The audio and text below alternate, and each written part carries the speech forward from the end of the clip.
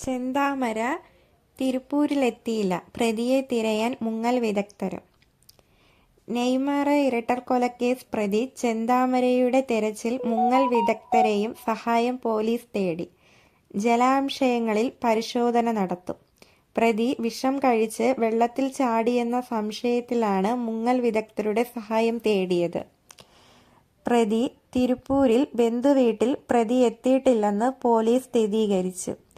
തിരുപ്പൂരിലേക്ക് പോയ പോലീസ് സംഘം തിരിച്ചെത്തി. നെയ്മറ ഇരട്ടക്കൊലപാതകത്തിലെ ഇൻക്വസ്റ്റ് റിപ്പോർട്ട് പുറത്തുവന്നു. സുധാകരന്റെ ശരീരത്തിൽ 8 വെട്ടുകളുണ്ടെന്ന് റിപ്പോർട്ടിലുണ്ട്.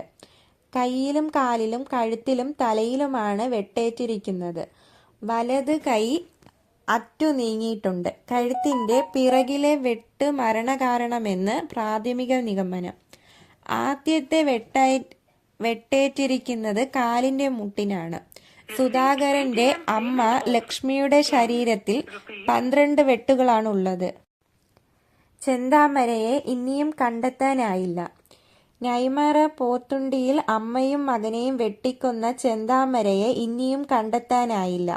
അന്വേഷണം ഊർജിതമാക്കിയതായി പോലീസ് അറിയിച്ചു. നാട്ടുകാരുടെ സഹായത്തോടെ ഇന്ന് രാവിലെ മുതൽ പരിശോധന തുടരും. ആലത്തൂർ ഡിവൈഎസ്പിയുടെ നേതൃത്വത്തിൽ 7 പേരടങ്ങുന്ന 4 ടീമുകളാണ് പരിശോധന നടത്തുക. കൊലപാതക ശേഷം പ്രതി കഴിഞ്ഞിരുന്ന പോത്തുണ്ടി, നെല്ലിയാമ്പതി, മലയടിവാരങ്ങളിലും തിരച്ചിൽ വ്യാപിക്കും. ചെന്താമരയുടെ തെരച്ചിലിന് മുങ്ങൽ വിദഗ്ധരുടെ സഹായം. നെന്മാറ ഇരട്ടക്കൊലക്കേസ് പ്രതി ചെന്താമരയുടെ തെരച്ചിൽ മുങ്ങൽ വിദഗ്ധരും സഹായം പോലീസ് തേടി.